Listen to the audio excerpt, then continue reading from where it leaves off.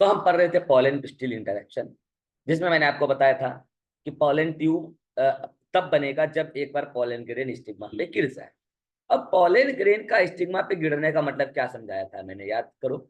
मैंने ये कहा था आपसे कि ये पॉलन आया यहाँ पे, अब पॉलन और पिस्टिल के बीच में केमिकल इंटरेक्शन होगा, कंपैटिबिलिटी या इनकम्पैटिबिलिटी का डिसीजन होगा। अगर कंपैटिबिलिटी हो गया तो इस पॉलिन के अंदर स्टिग्मा से वाटर एब्जॉर्प्शन वगैरह होगा, बोरॉन कैल्शियम आइनोसिटोल वगैरह सब होगा एब्जॉर्प्शन, और इससे क्या होगा, जो इंटाइन है, इंटाइन इंटाइन पॉलिन का इंटाइन, वो बाहर निकल जाएगी जर्म पोर से, याद आया, जर्म पोर से, और वो इस स्टिग्मा के अंदर जाने लगेगी।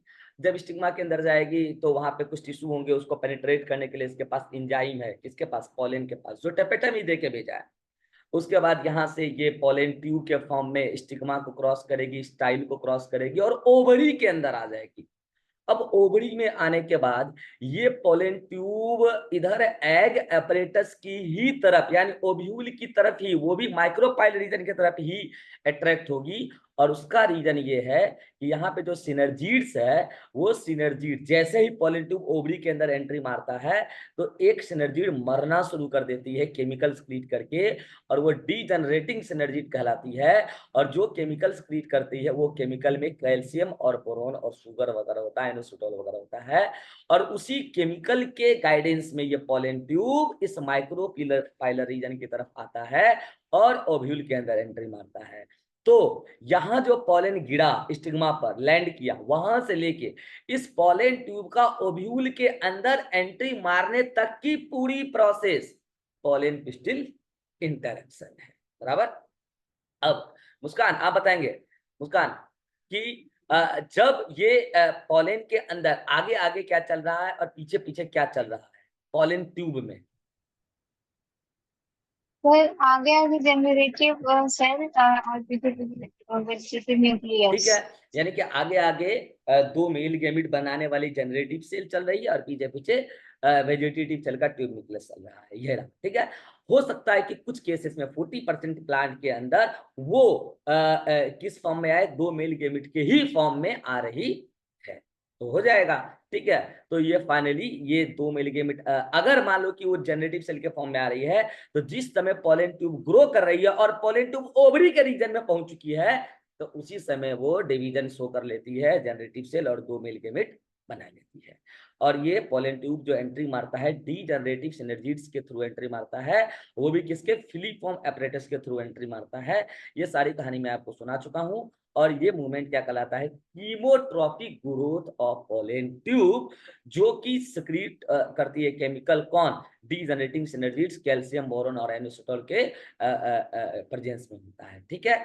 फिर मैंने आपको बताया था कि ये जो पॉलन पिस्टिल इंटरेक्शन है, इसमें अगर आप गौर से देखेंगे तो पॉलन कंटेंट क्या है, पॉलन ट्यूब का कंटेंट क्या है, वही जनरेटिव सेल और वेजिटेटिव सेल का न्यूक्लियस, ट्यूब न्यूक्लियस, या फिर बोलो दो मेल गैमेट और एक ट्यूब न्यूक्लियस। वो बैकवर्ड मूव क्यों नहीं करता है, तो उसका मैंने आपको कारण बताया था कि बैकवर्ड मूव नहीं करेगा क्योंकि कैलोज प्लग बनता जाता है पीछे की तरफ, जो रिवर्स बैकफ्लो को प्रिवेंट करता है। ये सारी बात करने के बाद मैंने आपको बोला था कि हम बेरोजगार तो नहीं है कि पॉलन पिस्टिल इंटरेक्शन स्टडी कर रहे हैं। पॉलन पिस्टिल इंटरेक्शन की अगर स्टडी कर रहे हैं तो जरूर कुछ ना कुछ इसमें बात होगा। तो हम ये इसलिए कर रहे हैं कि पॉलन पिस्टिल इंटरेक्शन से पॉलन का रिकॉग्निशन होता है, पॉलन का या तो प्रमोशन होता है या तो इनिबिशन होता है, पॉलन जर्मिनेशन का। और अगर हम ये समझ जाएं कि किस टाइप के पॉलन जर्मिनेशन को हम प्रमोट करते हैं और किस टाइप के पॉलन जर्मिनेशन को इनहिबिट करते हैं, तो जो इनकम्पैटिबल पॉलिनेशन है, इनकम्पैटिबल पॉलन वहां आ गया है, हम उसको भी अलाउ करा सकते हैं by manipulating the interaction. This interaction है कि पॉलन पिस्टिल इंटरेक्शन के प्रोसेस को हम आर्टिफिशियली मैनिपुलेट करके कर सकते हैं, and this is still part of research कि कैसे मैनिपुलेट करेंगे। अगर आपको पॉलन ट्यूब का ग्रोथ देखना है तो आप easily pea plant, chicken pea, अक्रोटेलेरिया या बालसम या विंसा प्लांट में देख सकते हैं। आप सिंपली क्या कीजिए, पॉलन को ग्लास स्लाइड पे छिड़क दीजिए, उससे पहले ग्लास स्लाइड पे शुगर सॉल्यूशन रखिए, वो शुगर सॉल्यूशन 10% का होगा, ये पॉलन जर्मिनेशन के लिए रिक्वायर्ड है। और ये during the natural pollen growth germination, ये शुगर सॉल्यूशन कौन प्रोवाइड करता है, स्टिग्मा, याद करो, तब ना पोलन ट्यूब ग्रो की थी, तो शुगर सॉल्यूशन जाता है। तो कुल मिला के अगर आप आर्टिफिशियली देखना चाहते हैं तो ये एक्सपेरिमेंट आप कर सकते हैं, ठीक है। फिर मैंने आपको बोला था कि पॉलन पिस्टिल इंटरेक्शन में ही मैंने आपको बताया था हाइब्रिडाइजेशन ऑफ प्योर प्लांट, और ये हाइब्रिडाइजेशन का मतलब क्या, हाइब्रिड यानी कि क्रॉस हाइब्रिड, यानी कि हम ये चाहते हैं अपने मर्जी के हिसाब से एक ऐसे प्लांट का क्रॉस कराएं जो उस सेम प्लांट का स्टिग्मा और उस सेम प्लांट का पॉलन ना हो। हम चाहते हैं अलग अलग प्लांट का, और उससे क्यों ऐसा क्यों, क्योंकि हम अच्छा वैरायटी का ये लाना चाहते हैं प्रोडक्ट। तो हम क्या कर रहे हैं, पॉलन अलग ले रहे हैं और स्टिग्मा अलग ले रहे हैं, और ये दोनों अलग अलग प्लांट से ले रहे हैं, और दोनों के अंदर अलग अलग कैरेक्टर ले रहे हैं, क्योंकि फ्लावर में ही सब कुछ अगले जनरेशन का। तो हम मान लो कि ऐसा ले रहे हैं कि हमको टॉल और ड्वार्फ प्लांट के बीच में क्रॉस कराना है, तो ऐसे प्लांट का हम ले रहे हैं पॉलन जो टॉल हो, ऐसे प्लांट का हम ले रहे हैं स्टिग्मा जो ड्वार्फ हो। लेकिन अगर हम ये काम बाइसेक्सुअल प्लांट में कर रहे हैं तो मजाक नहीं है। बाइसेक्सुअल प्लांट में एक ही फ्लावर में स्टिग्मा पॉलन दोनों होता है, तो हमें टेक्निक अपनाना पड़ेगा, ट्रेडिशनल हाइब्रिडेशन टेक्निक जो मेंडल की टेक्निक थी, that is emasculation and bagging and tagging. Emasculation क्या है, उसका नाम बताओ बेटा, इमेस्कुलेशन क्या है? Emasculation, The removal of anchor from हाँ bisexual plant. हाँ बाइसेक्सुअल, फिर ये प्लांट बोल रही है, देखो क्या करें इसका। Flower, next is flowers. तो बाइसेक्सुअल फ्लावर से एंथर को रिमूव करके उसको एज अ मेल की तरह, एज अ फीमेल की तरह ट्रीट करना होता, वो बाइसेक्सुअल फ्लावर है। लेकिन मुझसे अगर एंथर हटा देंगे तो फीमेल की तरह, फीमेल फ्लावर की तरह एक्ट करेगा। और ये काम आप इमेच्योर स्टेज में ही करेंगे तो होगा, क्योंकि अगर फ्लावर मेच्योर हो गई तो सेल्फ पॉलिनेशन हो जाएगा। तो आप सेल्फ पॉलिनेशन को इनहिबिट करने के लिए, प्रिवेंट करने के लिए फ्लावर को इमेच्योर स्टेज में ही बाइसेक्सुअल फ्लावर से एंथर को हटा देंगे। अब आता है बैगिंग। तो बैगिंग में क्या करेंगे कि वो जो इमेस्कुलेटेड फ्लावर उसको ढक देंगे एक मेम्ब्रेन से, एक कवरिंग से, ठीक है। और उसको अगर ढक देंगे तो देखो यहाँ लिखा है, इसको आप अंडरलाइन कर दें, बटल पेपर, ये आपसे पूछा जा सकता है, एनसीईआरटी की लाइन है। बटल पेपर से क्या करेंगे, उसको ढक देंगे। ये ऐसा पेपर होता है जिससे सनलाइट वगैरह आसानी से अंदर जाएगा और हमको बाहर से अंदर का सब कुछ दिखेगा। तो बटल पेपर से उसको क्या करेंगे, बैगिंग कर देंगे। यहाँ पे चाहो तो यहाँ पे भी लिख लो, it is covered, it is covering of, it is covering of emasculated flower by a bag made up of, notes में ऐड कर लो अभी, भूल जाओगे नहीं तो, या स्क्रीनशॉट ले लो, made up of butter paper. ये वो बटर नहीं जो आप लोग मुझे लगाते हो, ये बटर वो नेचुरल पेपर है, butter paper, butter paper, butter paper, ठीक है। तो उसके थ्रू हम ये करते हैं, ठीक है। तो हम ये बैगिंग क्यों कर रहे हैं, ताकि अनवांटेड क्रॉस पोलिनेशन ना हो जाए, क्योंकि हम चाहते हैं कि जहां से हम पॉलन लाना चाहें वहीं से केवल आए, अपनी मर्जी से कोई भी पॉलन ना आके क्रॉस पोलिनेशन कर दें। तो ये बैगिंग। टैगिंग क्यों करते हैं, ताकि कंफ्यूजन ना हो, डेट वेट डाल देते हैं कि इमेस्कुलेटेड फ्लावर इस डेट में क्या, जो भी है टैगिंग, ठीक है। तो आसान चीज है टैगिंग। तो अब हम क्या करेंगे कि एक ऐसे प्लांट से पॉलन ग्रेन उठा के लाएंगे जिसमें हमने करेक्टर लिया है टॉल, यानी कि डिजायरेबल करेक्टर है। ऐसे प्लांट में इमेस्कुलेशन किया है जिस जो डॉर्फ प्लांट है, यानी कि डॉर्फ एक डिजायरेबल करेक्टर है, यानी कि हम अपनी मर्जी से करेक्टर का क्रॉसिंग करा रहे हैं। करेक्टर वगैरह क्या होता है जेनेटिक्स में डिटेल में पढ़ने वाले हैं मेरे से, ठीक है। अब इस टॉल प्लांट का हमने क्या ले लिया, पॉलन ले लिया, और उसको हमने क्या किया, इस इमेस्कुलेटेड फ्लावर जो कि इमेस्कुलेटेड था और बैग था, तो बैग हटा के वहां पे क्या कर रहे हैं, उसको पॉलन का छिड़काव कर रहे हैं ब्रश से, ठीक है। ऐसे ऐसे ब्रश से छिड़क दे रहे हैं, ठीक है, पॉलन ब्रश आता है, छिड़क दे रहे हैं, और उसके बाद फिर उसको ढक दे रहे हैं, री बैगिंग कर दे रहे हैं, ताकि कि अंदर में कोई दूसरा फिर से पॉलन ना चले जाए। तो उससे जो अब नया जनरेशन आएगा, सीड आएगा, उसको बोलते हैं F1 जनरेशन। तो जो नया जनरेशन आएगा क्रॉस पोलिनेशन का प्रोडक्ट होगा, और उसमें टॉल और ड्वार्फ दोनों का कैरेक्टर आएगा। ये सब क्या होता है जेनेटिक्स में पता चलेगा।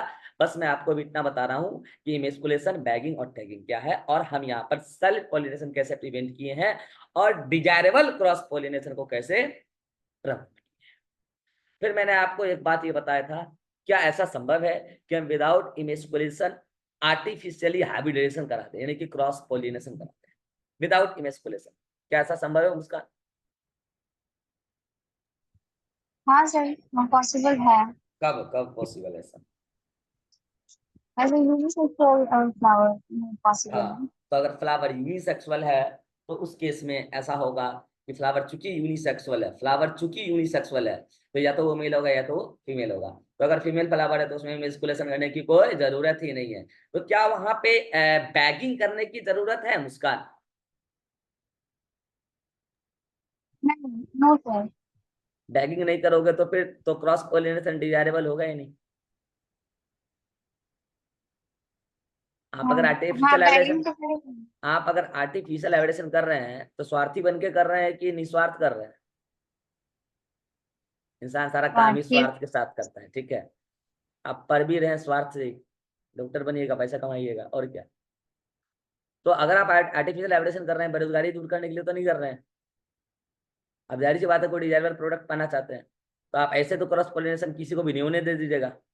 तो आप फीमेल फ्लावर को बर्ड स्टेज में ही, कली स्टेज में ही वही बटर पेपर से ढक बैग्ड कर देंगे to prevent unwanted natural cross pollination. और जब स्टिग्मा रिसेप्टिव हो जाएगी तब आप उस पे उसको खोल के बैग को और ढक देंगे। अब आर्टिफिशियली क्या मतलब कि पॉलन का छिड़काव कर देंगे और रीबैग्ड कर देंगे। रीबैग्ड क्यों करेंगे? ताकि फिर से कोई पॉलन ना आ जाए वहां पे अनवांटेड नेचुरल क्रॉस पॉलिनेशन को prevent करें। तो पॉलन पिस्टिल इंटरेक्शन में हमारी यहां तक बात हो चुकी थी। हाँ जी, बधाइयो, बारात दरवाजे पे लग गई है, यानी कि पॉलन पिस्टिल इंटरेक्शन समाप्त हो गया है। अब करवा दें शादी ब्याह दोनों का। तो अब देखते हैं क्या क्या होगा, क्या क्या चीजें एक समय होगी। अब होगा fusion of male gamete and female gamete, यानी कि अब हमारा टॉपिक क्या है, फर्टिलाइजेशन। और प्लांट के अंदर खासकर एंजियोस्पर्म के अंदर हम इस फर्टिलाइजेशन को बोलते हैं डबल फर्टिलाइजेशन। क्यों कहते हैं, आइए देखते हैं। तो मैं यहाँ पे कुछ डायग्राम बना रहा हूँ, आप बताएं। चलिए बताइए मुस्कान, ये जो मैं बना रहा हूँ, अरे अरे अरे,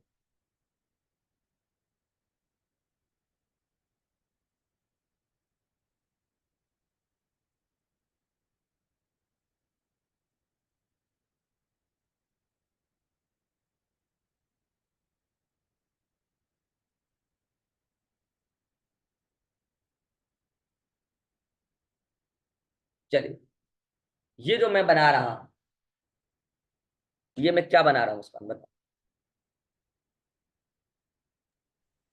ये कार्पेट है। हाँ। और ये नीचे कौन सा बनाया, अच्छा, ब्लू वाला? ये ओवरी है। ओवरी। तो ये है आपका स्टिग्मा,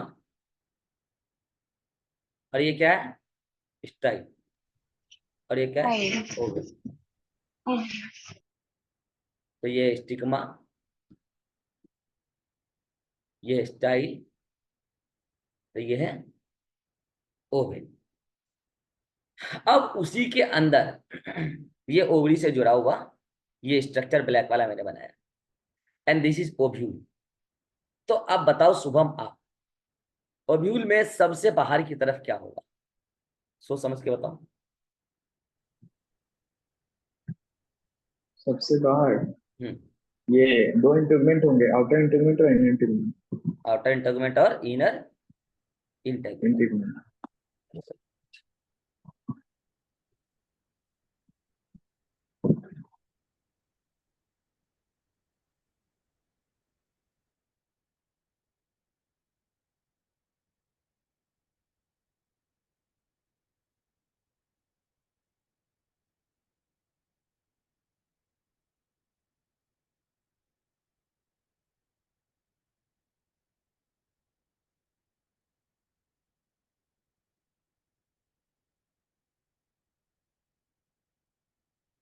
चलो उसके अंदर क्या होगा मुस्कान, आउटर इंटेगमेंट, इनर इंटेगमेंट, उसके अंदर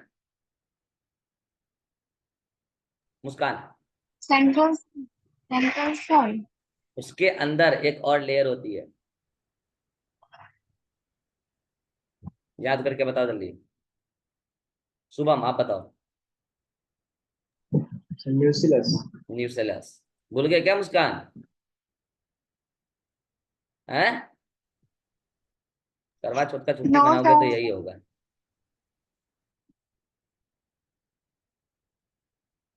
अब याद आया कि नहीं, अभी भी नहीं आया? अभी आ रहा है। आ रहा है ना। तो ये न्यूसेलस है, ठीक है, ये है न्यूसेलस। न्यूसेलस के अंदर जो पूरा है वो क्या है शुभम? एम्ब्रायोसाइट।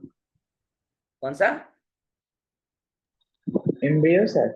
हाँ एम्ब्रियो यानी कि मतलब उसके अंदर जो है वो पूरा का पूरा एक्चुअल में सेंट्रल सेल माना जाएगा। ठीक है, तो हम यहाँ पे एक मेच्योर एम्ब्रियो सेक की हम बात कर रहे हैं। ठीक है,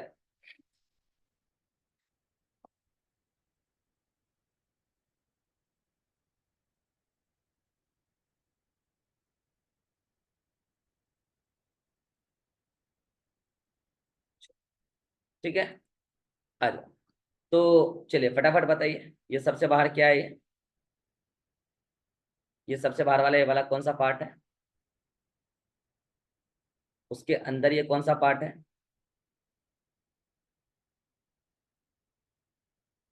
उसके अंदर ये कौन सा पार्ट है?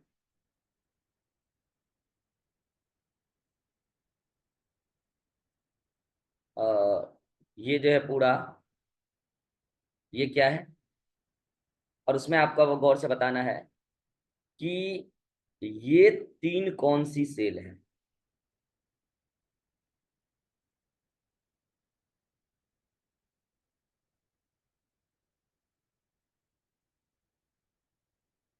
मुस्कान बताएगी, सोच लो।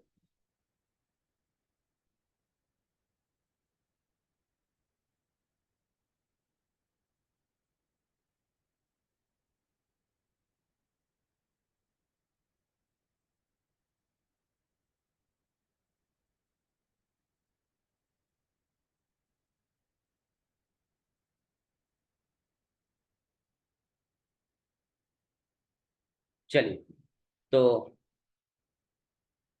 आपको बताना है मुस्कान कि ये तीनों कौन सा सेल है। फिर ये भी बताना है कि यहाँ पे एक ये और एक ये न्यूक्लियस है। तो ये भी बताना है कि ये क्या है, कौन सा न्यूक्लियस है। उसके बाद आपको ये भी बताना है कि ये बाहर वाली कौन सी सेल है।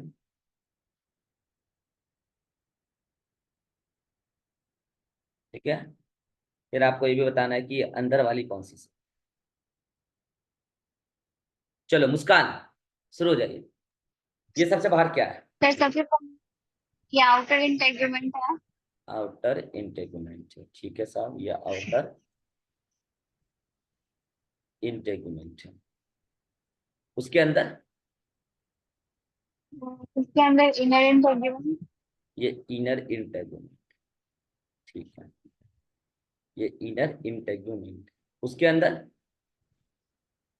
न्यूसेलस है। चलो ये न्यूसेलस है।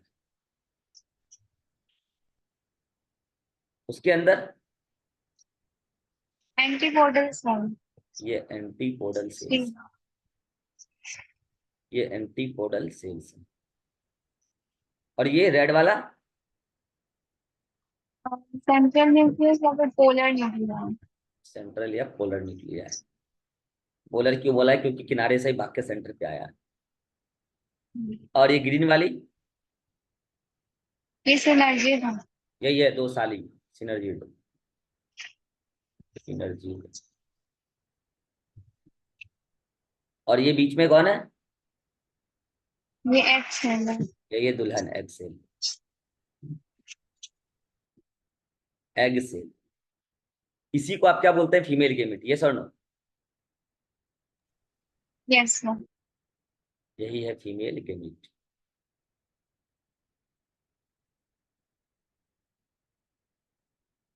चलिए, अब मुझे बताइए सबका प्लडी लेवल। मुस्कान, आपको बताना है सबका प्लडी लेवल बताना है। चलिए यहाँ से शुरू हो जाइए। हाँ, आउटर इंटेगुमेंट, डिप्लॉयड या हैप्लॉयड? या डिप्लॉयड क्या है?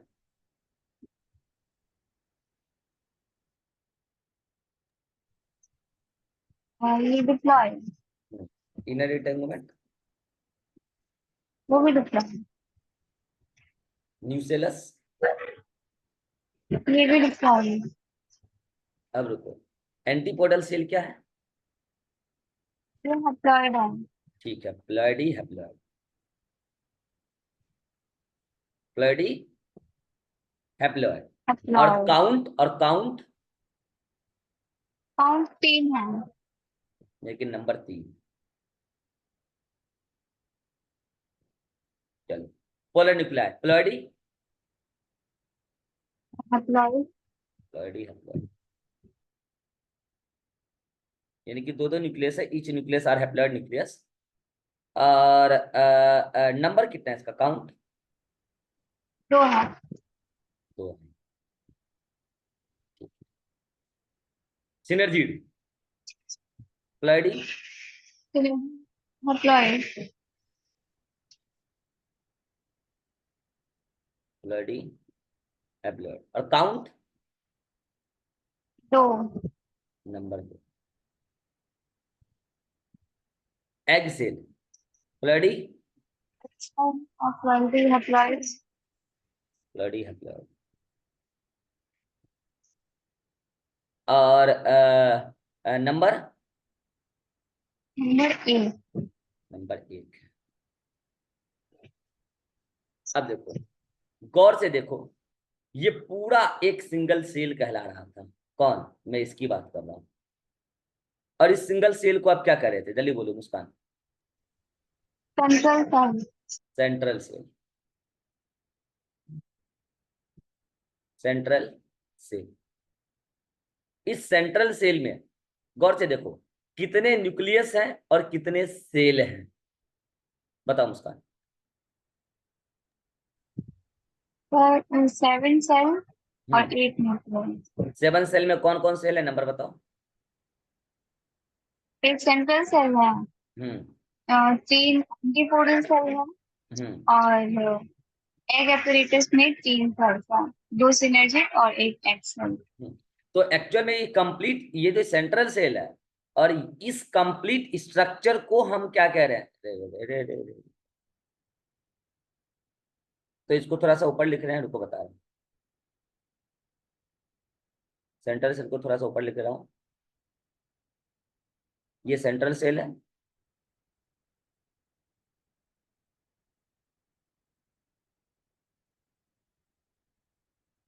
ये है सेंट्रल सेल, और ये है कंप्लीट, अरे यार, ये है कंप्लीट एम्ब्रायो सैक। ये सर ना कौन? ये कंप्लीट की हम बात कर रहे हैं, ये है एम्ब्रायो सैक। और ये कंप्लीट जो एम्ब्रायो सैक है, ये है 7 सेल्ड, ये है 7 सेल्ड 8 न्यूक्लियोटाइड। और इस एम्ब्रायो सैक में बाहर outer integument, inner integument, nucellus, antipodal cells. 3 antipodal cells हो गए, एक सेंट्रल सेल हो गया। सेंट्रल सेल में 2 न्यूक्लियस, तीनों एंटीपोडल सेल में एक एक न्यूक्लियस, तो 3 2 5 न्यूक्लियस ऐसे ही हो गया। 3 एग एपेटस मिला के उसमें 2 सिनर्जी, एक एक न्यूक्लियस, 2 सेल हो गए। एक सेल एक न्यूक्लियस, एक एग सेल एक न्यूक्लियस, तो टोटल 8 न्यूक्लियस और 7 सेल हो गए, जो कि पता रखा। अब इसी में एंट्री कौन मार रहा है? पॉलेन। तो लीजिए साहब, ये आया पॉलेन, ये कौन आया? पॉलेन। अब पॉलेन की एंट्री कराएंगे, आ जाओ। किधर से करा दें? ये वाला मान लो। तो ये क्या है? पॉलेन। ये पॉलेन गिरा है यहाँ पे, तो अभी पॉलेन गिरा ही है। और मान लो कि इसका ग्रोथ हो गया, पॉलेन ट्यूब बन गया। तो ये मान लो कि यहाँ से पॉलेन ट्यूब वहां पे छोटा सा माइनर पोर क्रिएट करेगा स्टिग्मा में, और वहां से ट्यूब निकल लेगा। तो ये पॉलेन ट्यूब निकल रहा है, ठीक है। अब बताओ मुस्कान, पहले स्टिग्मा से आएगा तो पहले किस रीजन में जाएगा? ये पिस्टल के किस रीजन में जाएगा? ये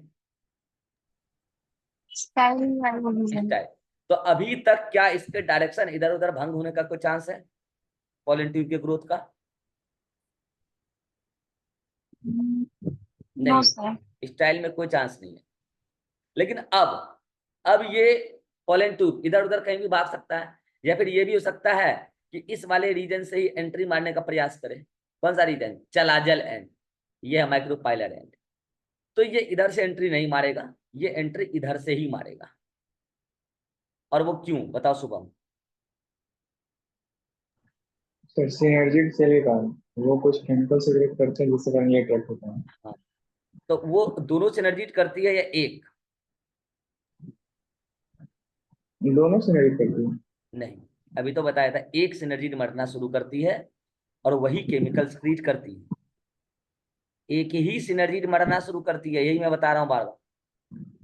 और जो एक सिनर्जी बच जाती है ना, बाद में उसका कोई रोल नहीं रह जाता है। तो जो सिनर्जी बढ़ना शुरू करेगी उसी के थ्रू पॉलन ट्यूब अंदर एंट्री कर लेगा। अब अंदर एंटर करने के बाद क्या होगा, ये डायग्राम तो आपको पहले भी बनवा चुका हूं मैं। अब अंदर एंटर करने के बाद क्या होगा, तो यहां पे देखो गौर से, अब मैं ये सारा कुछ यहाँ पे करा रहा हूं, ये देखो गौर से, ये एक क्या जा रहा था आगे आगे, मेल गेमिट, इस कलर से नहीं ले लेता हूं, बताऊं किस कलर से ले लूं, किस कलर से ले लूं, ये एक male gamete,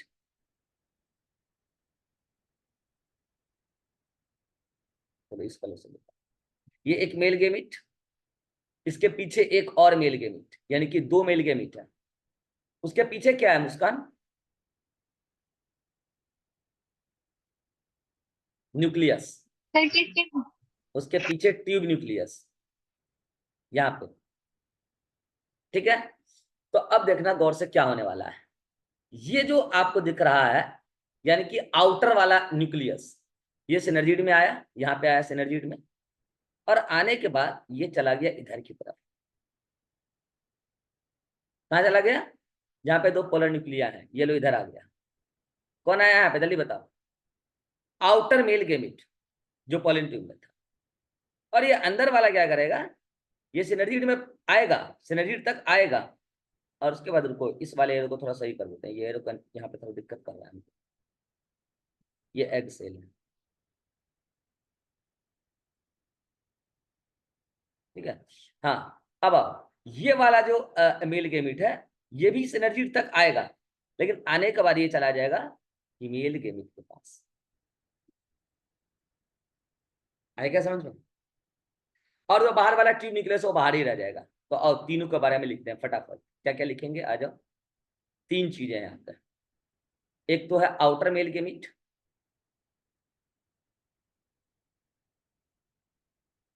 outer male gamete,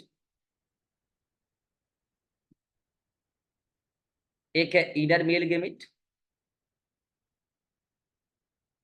inner male gamete, और एक है ट्यूब न्यूक्लियस, इसको मैं भोंदू कह रहा हूं, ये भोंदू क्यों भी बताऊंगा। ट्यूब या इसको क्या और बोलते थे, vegetative nucleus, vegetative nucleus, vegetative nucleus. Muskan आप पहले सबका प्लडी लेवल बता दो फटाफट, और नंबर भी सबका फटाफट। आउटर मेल गेमिट का प्लडी लेवल हैप्लॉइड, तो ये प्लडी क्या है इसका, हैप्लॉइड। प्लडी क्या है, हैप्लॉइड। नंबर कितना है, एक ही है। एक ही है। अच्छा इनर मेल गेमिट का प्लडी बताओ जल्दी से, ये भी अपलोड है। हैप्लॉइड, तो ये भी प्लडी क्या है इसका,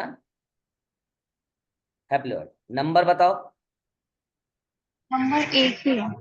नंबर एक ही है, नंबर एक ही है। सबसे लास्ट वाले का प्लडी बताओ जल्दी से, वेजिटेटिव सेल इसका का, क्लोज ही होगा। इसका भी प्लडी हैप्लॉइड ही चल रहा है, प्लडी हैप्लॉइड। अच्छा, अरे ट्यूब न्यूक्लियस है ना, उधर से ये प्लड चल रहा है, और इसका नंबर, इसका भी एक है। अब देखो गौर से, ये है आपका outer nucleus, outer male gamete, ठीक है। कैसे ले लूं एरो, रुको नीचे से लेता है, ये आपका हो गया ट्यूब न्यूक्लियस, ये हो गया आपका outer male gamete, sorry inner male gamete, और ये क्या हो गया, आउटर मेल गेमिट। अब मैंने आपको क्या सिखाया, गौर से देखना जो मैं कह रहा हूँ, गौर से देखना जो मैं कह रहा हूँ, कि एंटीपोडल सेल्स और पोलर न्यूक्लिया है, एंटीपोडल सेल्स और polar nuclei, antipodal sorry polar nuclei और ये वाला आउटर मेल गेमिट। एक तो ये दोनों फ्यूज कर रहा है, दिख रहा है क्या आपको? दिख रहा होगा फ्यूज करता हुआ। एक तो ये दोनों फ्यूज कर रहा है, तो एक तो इन दोनों का फ्यूजन हो रहा है भाई साहब, एक तो इन दोनों का फ्यूजन हो रहा है। तो जल्दी बताओ, इसमें 3 न्यूक्लियस फ्यूज कर रहे हैं कि एक न्यूक्लियस? जल्दी बताओ मुस्कान। इसमें 3 न्यूक्लियस फ्यूज कर रहे हैं कि एक? 3 न्यूक्लियस। और तीनों के तीनों न्यूक्लियस एक्चुअल में है कैसे? हैप्लॉइड, डिप्लॉइड या कैसे? हैप्लॉइड। सबके सब हैप्लॉइड है। तो ये तो क्या हो रहा है? Triple fusion. इसको क्या बोलेंगे हम? Triple fusion. तो ये हो गया आपका ट्रिपल फ्यूजन। ट्रिपल फ्यूजन अभी इसके बारे में लिखेंगे, रुक जाओ। तो ये हो गया आपका ट्रिपल फ्यूजन। वो क्या वाला? ये वाला पार्ट कह रहा हूं पूरा का पूरा। ये क्या हो गया? Triple fusion. रुको, उसके बाद ये वाला पार्ट देखो, इस कलर से ले रहा हूं। किस कलर से लूं बताओ? ग्रीन से ले लेता हूं। चलो, ये वाला पूरा पार्ट देखो, ये वाला नहीं, ग्रीन नहीं, इस कलर से लेता हूं। किस कलर से लूं? ये वाला, ये वाला। कौन कौन? एक तो एग सेल, फीमेल गेम, जो कि प्लॉइडी है, हैप्लॉइड और नंबर है 1। तो ये एग सेल और इनर इनर मेल गेमेट, जो अंदर वाली है, इनर मेल गेमेट जो अंदर वाली है, ये फ्यूज कर रही है इधर। तो बताओ, दो मेल गेमेट का एक, दो मतलब दो गेमेट का, मेल और फीमेल गेमेट का एक हो जाना, ये कहलाती है सीन, मतलब एक हो जाना, फ्यूज हो जाना, सीन गेमी। सीन गेमी। मुस्कान, क्या आपको ऐसा नहीं लग रहा दो दो जगह न्यूक्लियस का फ्यूजन हो रहा है? एक सेंट्रल सेल के साइटोप्लाज्म में, एक एग सेल के साइटोप्लाज्म में। तो क्या इन दोनों को मिलाकर, इसको और इसको मिलाकर अगर मैं डबल फर्टिलाइजेशन कह दूं तो कोई आपत्ति? बोलो मुस्कान। नो सर, कोई आपत्ति नहीं। कोई आपत्ति नहीं। तो दुख, कष्ट, पीड़ा भी नहीं। Double fertilization, double fertilization, this is double fertilization, जिसमें एक हो रहा है ट्रिपल फ्यूजन। तो ट्रिपल फ्यूजन क्या है, इसके बारे में नीचे आइए 2-4 पॉइंट लिखते हैं, बताओ जल्दी। ये क्या है? फ्यूजन ऑफ, अब पूरा लाइन लिखवाओ Muskan. Fusion of fusion of polar nuclei two haploid outer polar male nuclei, gamete. ऐसे बोलो। Fusion of two haploid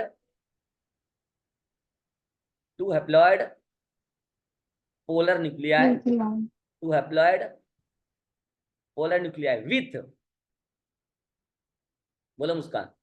with outer male gamete. हाँ, विथ, बोलो, outer male gamete. Outer male gamete, with outer male gamete, with outer haploid male gamete, outer haploid male gamete. Shubham, आप बोलो syngamy का definition जल्दी। Fusion of egg cell, fusion of, single egg cell, fusion of haploid nucleus of egg cell, ऐसे बोलो, fusion of. Haploid nucleus of egg cell. या फिर आप direct ये भी बोल सकते हो कि एग सेल, तो हैप्लॉइड न्यूक्लियस, क्योंकि एग सेल है ही एक, haploid nucleus of egg cell with, बोलो, inner male gamete, with inner haploid male gamete, हाँ, inner haploid male gamete, inner haploid male gamete.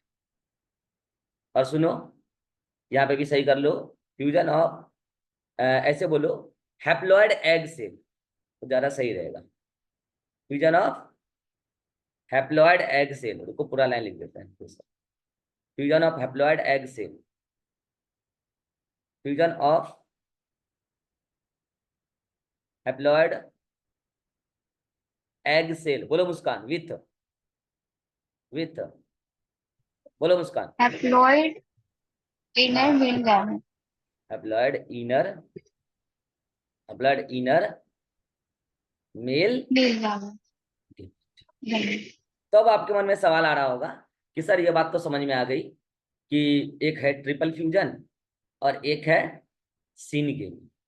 ये था सर ट्रिपल फ्यूजन, ये है ट्रिपल फ्यूजन और ये है सिन गेमिंग, और इन दोनों को मिला के हमने क्या बोला, डबल फर्टिलाइजेशन। और सुनो, ये double fertilization is very unique feature of angiosperm, it is unique feature of angiosperm, it is unique feature of, it is unique feature of angiosperm. Angiosperm में ही ऐसा होता है। अब सुनो, इसमें ट्रिपल फ्यूजन यानी कि फ्यूजन ऑफ हैप्लॉइड, दो haploid polar nuclei with outer haploid male gamete, इससे क्या मिलता है एक हमें ये बताना पड़ेगा, यस और नो, एक हमें ये बताना पड़ेगा। दूसरा कि ये जो बन रहा है सिन गेमी हो रहा है, इससे हमें क्या मिलता है एक हमें ये बताना पड़ेगा। तो इससे क्या मिलता है, आइए बता रहे हैं, इससे क्या मिलता है, फॉर्म्स, फॉर्म्स, इससे बनता है पैन, क्या बनता है, पैन, पेरिस्पर्म एंडोन्यूक्लियस, अभी बताऊंगा, एंडोस्पर्म न्यूक्लियस। और इससे बनता है, इससे बनता है, it forms, it forms embryo, पहले जायगोट, जायगोट उसके बाद आगे उससे एम्ब्रियो बनेगा, तो इट फॉर्म्स जायगोट। तो डबल फर्टिलाइजेशन समझ में, स्क्रीनशॉट लो इसको, अभी एक बार आप पूरा देख लेना इस ब्रेक में, अभी 10 मिनट के ब्रेक में, उसके बाद फिर इसको अभी और डिटेल में लेके जाएंगे। This is double fertilization, screenshot लो जल्दी से, अगली मीटिंग में इसको अभी और अच्छे से करेंगे। इट इज डबल फर्टिलाइजेशन, ठीक है। चलिए अभी मिलते हैं अगली मीटिंग में, आइए, ये मीटिंग समाप्त होने वाला है।